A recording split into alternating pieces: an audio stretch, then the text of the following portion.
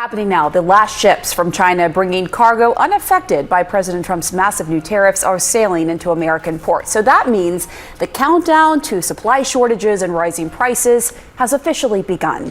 The U.S. supply chain is collapsing before our eyes, and no one's doing a thing. It started with one truck, then 10, then factory lines stopped, cold, shelves are empty, workers are gone. $50 billion in GDP is slipping through America's fingers, and this isn't bad luck. This is a system breaking by design. Could one missing shipment delay your grocery delivery? Could stalled factories mean empty shelves in your kitchen? What looked like small glitches started to feel like something bigger. Like the engine underneath everything was starting to cough. Is the $50 billion collapse already underway and no one's smart enough to stop it? Buckle up, because by the end of today's video, you'll see how this isn't a bad quarter, but a warning shot about the system that's buckling right before our eyes. Real talk, your support means everything. Hit subscribe so we can keep uncovering what no one else is talking about. It didn't take long for the cracks to show. Boeing just delayed nearly $3 billion worth of aircraft deliveries. Not because demand was down, but because the parts weren't showing up. At Ford, electric vehicle production is being cut back even as demand holds strong. They simply can't get the batteries. And then there's Arizona, a massive semiconductor plant meant to be a cornerstone of America's tech independence, is now half built and sitting quiet. The equipment's ready. The workers are trained. But what of the materials? Were they stuck overseas, and for how long? From shipping ports to production floors? The slowdown is creeping in. The U.S. Department of Commerce has already issued a warning. They're calling it persistent choke points in the supply chain. At the port of Long Beach, container traffic has dropped by almost 25%. You can see the space between the stacks, places where shipments should be but aren't. Even FedEx has started suspending its guaranteed ground deliveries in several regions. And if FedEx can't promise your package will arrive on time, who can? But what no one expected was how fast the breakdown spread. Because it's not just auto parts or semiconductors. It's basic items now. Electrical equipment, home building materials, even things like packaging and commercial cleaning supplies. Small businesses are running out of the things they need to stay open. Big businesses are running out of patience. And it's not one big event. It's 100 small failures stacking up, one after the other, until the whole system starts to stall. One supplier misses a deadline, one truck reroutes, one ship never docks. That's all it takes. Because when your economy is this interconnected, even one weak link can snap the whole chain. And the worst part, this was only the beginning. At first, it was just a small delay here and there, a late shipment, a missing part. So what happens next? Entire factories are starting to stall like broken engines, and no one seems able to restart them. In Canada, mineral exports to the US have dropped by 17%. That might sound like a small dip. But for American factories like Ford that rely on nickel, cobalt, and lithium to make electric cars and batteries, it's a big hit. Behind the scenes, tensions over electric vehicle subsidies have quietly turned into economic pushback. And suddenly, a friendly neighbor isn't so friendly anymore. Meanwhile, over in China, things are getting even tighter. Shipments of semiconductors, electric motors, and rare earth materials are either being delayed or canceled altogether.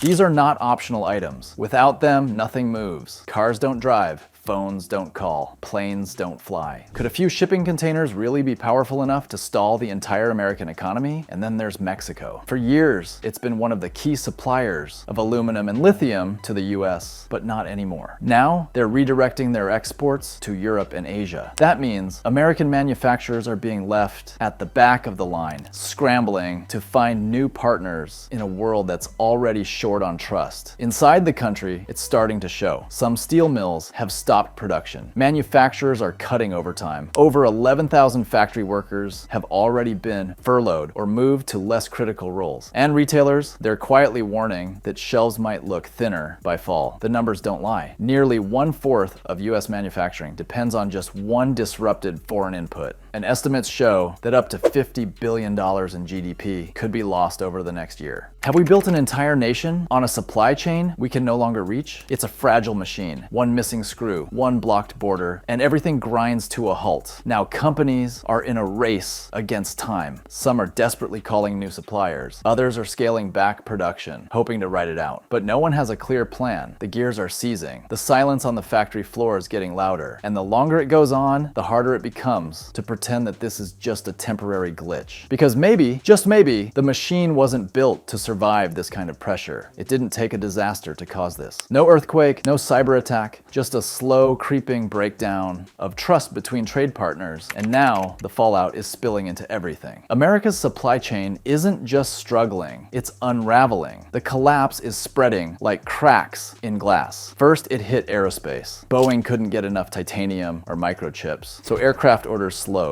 but aerospace is tied to logistics. When plane parts stop moving, so do specialized carriers. And when logistics fail, it doesn't stop at airports. It hits the food industry. Processing plants can't get packaging film. Some can't even source enough cardboard for boxes. If those at the forefront can't get a whip of cream on their cake, what will those at the rear do? Food processors are falling behind like a set of dominoes. Retailers are missing their delivery windows, while shelves continually sit emptier for longer. What started in a hangar in California is now hitting grocery stores in Kansas. Meanwhile, the US clean energy sector is gasping for air. Copper imports from Chile are down. Solar panel shipments from Mexico are delayed indefinitely. Several major solar farms in Texas and Arizona have paused construction midway. Billions of dollars in federal green energy subsidies are now stalled, not because of red tape, but because there are simply no parts. And on the ground, it's worse. Trucking companies say the diesel market is tightening. Fuel costs are jumping. Mechanics can't get filters or replacement hoses. Some farmers report that broken tractors are sitting in barns for weeks. Their planning schedules ruined. Could one delayed copper shipment in Chile mean dozens of hungry kids in Nebraska? Now look beyond US borders, and the picture turns even colder. Canada has finalized exclusive mineral deals with the European Union, and South Korea, materials that once flowed freely to Michigan and Ohio, are now heading to Europe. China just blocked fresh rare earth export permits to companies with US affiliations, especially those tied to Tesla's battery program. And in Brussels, regulators have started putting pressure on US tech companies. New retaliatory tariffs are being drafted, not on goods, but on the services and software that power America's digital dominance. What happens when your allies don't just drift away, but start building a whole new world without you? This mess we're in is not just about parts missing from shelves or factories idling in silence. It's about something deeper, something more personal. For decades, America told itself a story that we didn't need to make things anymore, that someone else, somewhere else, could build our stuff cheaper, faster, cleaner. So we let go. We shut down plants, moved jobs overseas, and built a global machine we thought would never stop working. But now it's sputtering. And here's the thing, no one wants to say out loud, this isn't just a supply chain problem, it's a trust problem. Because suddenly, all those partners we counted on, they're not picking up the phone. Canada is selling minerals to Europe. Mexico is cutting battery deals with Asia. And China, they're already moving on. The safety net we thought we had isn't there anymore. What if the real export we lost wasn't manufacturing, but loyalty? And here's the shocker of your life. We did this to ourselves. That's the moral truth. We chased cheap labor. We slashed wages. We made it nearly impossible for small towns to survive without massive corporations dictating every move. And now that the world is changing fast, we're finding out just how brittle that system really is. Sure, it made things more efficient, but it also made us weaker. Can a country still stand tall if its factories are shutting down? This isn't politics. It's arithmetic, and the math doesn't lie. When you depend on everyone but yourself, eventually you run out of favors. And when that happens, even the strongest economy can start to feel like it's built on sand. The headlines still sound like business. The